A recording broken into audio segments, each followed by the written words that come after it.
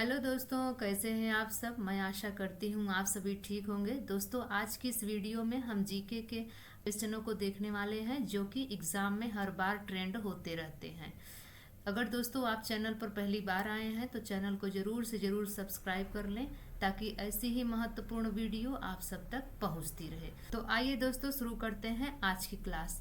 पहला प्रश्न है, इंडिया नाम डॉट डॉट डॉट नदी से लिया गया है। तो यहाँ पर दोस्तों अगर हम सही ऑप्शन को देखते हैं तो ए ऑप्शन बिल्कुल सही हो जाएगा। इंडिया नाम सिंधु नदी से लिया गया है। अगला प्रश्न कह रहा है, भारत में किस वर्ष शिक्षा का अधिकार अधिनियम लागू किया गया था। तो यहाँ पर दोस्तों लागू किया गया था यह पूछा है, तो इसलिए आपका बी ऑप्शन बिल्कुल सही हो जाता है 2010। अगर लागू की बात हो रही है तो आपको याद रखना है 2010 में लागू हुआ था। और पारित अगर पूछ लिया जाए कि भारत में किस वर्ष शिक्षा का अधिकार अधिनियम पारित किया गया था, तो आपको याद रखना है 2009 में यह पारित किया गया था।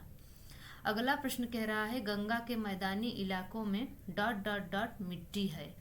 तो यहाँ पर दोस्तों अगर हम सही ऑप्शन को देखते हैं तो आपका सी ऑप्शन बिल्कुल सही हो जाएगा। गंगा के मैदानी इलाकों में कछारी मिट्टी पाई जाती है। अगला प्रश्न कह रहा है, वर्तमान जनगणना के अनुसार किस भारतीय राज्य में कम से कम लिंग अनुपात है।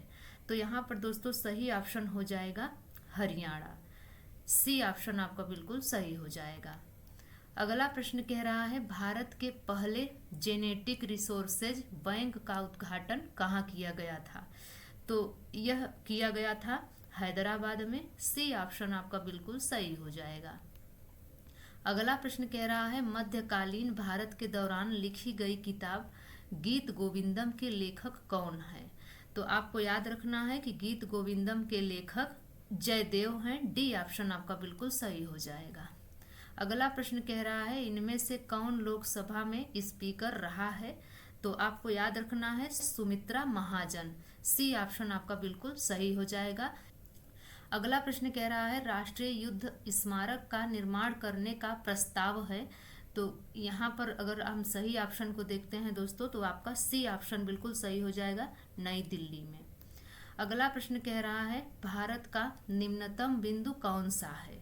तो याद रखिए भारत का निम्नतम बिंदु कुट्टनाड है। बी ऑप्शन आपका बिल्कुल सही हो जाएगा।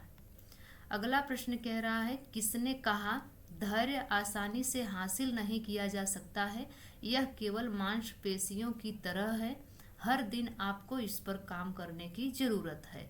तो यह किसने कहा है। तो यहाँ पर आपका सही ऑप्शन हो जाएगा एकनाथ ईश्वरन ने यह कहा है। अगला प्रश्न कह रहा है, अल्फांसो किस फल की किस्म है। तो याद रखिए दोस्तों अल्फांसो आम फल की किस्म है। बी ऑप्शन आपका बिल्कुल सही हो जाएगा। अगला प्रश्न कह रहा है, किस खिलाड़ी की आत्मकथा का नाम प्लेइंग इट माय वे रखा गया है। तो यहाँ पर आपका सही ऑप्शन हो जाएगा सचिन तेंदुलकर। अगला प्रश्न कह रहा है, गोपीनाथ बोरदोलोई पुरस्कार किस राज्य से संबंधित है। तो याद रखिए गोपीनाथ बोरदोलोई पुरस्कार असम से संबंधित है। बी ऑप्शन सही हो जाएगा। अगला प्रश्न कह रहा है, भारतीय प्रतिस्पर्धा आयोग ने वर्ल्ड वन के किस कंपनी में 96% से अधिक हिस्सेदारी की अधिग्रहण को मंजूरी दे दी है। तो यह मंजूरी दे दी है जिंदल पावर को। सी ऑप्शन बिल्कुल सही हो जाएगा। अगला प्रश्न कह रहा है, भारत की सबसे पुरानी तेल रिफाइनरी डिगबोई कहाँ पर स्थित है। तो यह स्थित है असम में। बी ऑप्शन आपका बिल्कुल सही हो जाएगा। अगला प्रश्न कह रहा है, Jinnah often came to our house पुस्तक के लेखक कौन है। तो याद रखिए दोस्तों किरण दोशी जी इस पुस्तक के लेखक हैं। सी ऑप्शन बिल्कुल सही हो जाएगा। अगला प्रश्न कह रहा है, दाल बाटी चूरमा डॉट डॉट डॉट व्यंजनों के सबसे लोकप्रिय खाद्य पदार्थों में से एक है। तो यह कहाँ का व्यंजन है। तो याद रखिए राजस्थानी व्यंजन है दाल बाटी चूरमा। अगला प्रश्न कह रहा है, निम्न में से किस राज्य के चावल की किस्म वाडा कोलम और सफ़ेद प्याज को भौगोलिक संकेतक जीआई का दर्जा मिला है। तो यह मिला है महाराष्ट्र को। डी ऑप्शन बिल्कुल सही हो जाएगा। अगला प्रश्न कह रहा है ब्रिक्स नव विकास बैंक ने निम्न में से किस देश को अपने नए सदस्य के रूप में शामिल किया है? तो यह शामिल किया है मिस्र को। सी ऑप्शन बिल्कुल सही हो जाएगा। अगला प्रश्न कह रहा है हाल ही में किसे हम्बोल्ट रिसर्च अवार्ड से सम्मानित किया गया है?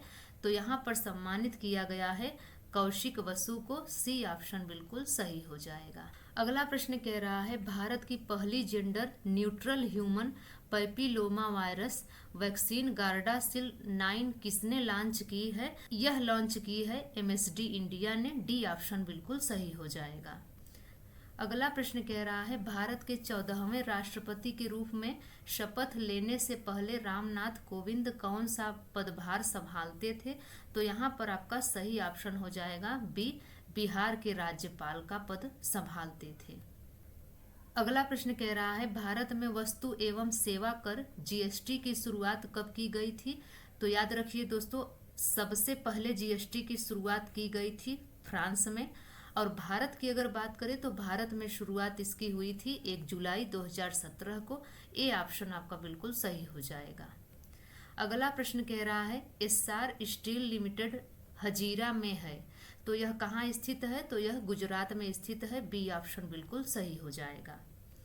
अगला प्रश्न कह रहा है एक ऐसी स्टेट जहां बिक्री के लिए एक नकदी फसल उगाई जाती है उसे ... के रूप में जाना जाता है। उसे जाना जाता है बागवानी खेती के रूप में। बी ऑप्शन बिल्कुल सही हो जाएगा। दोस्तों, आपको यह वीडियो कैसी लगी आप कमेंट्स में ज़रूर बताएं। अगर यह वीडियो आपको अच्छी लगी हो तो लाइक शेयर ज़रूर करें। तो मिलते हैं किसी और वीडियो के साथ, तब तक के लिए नमस्कार।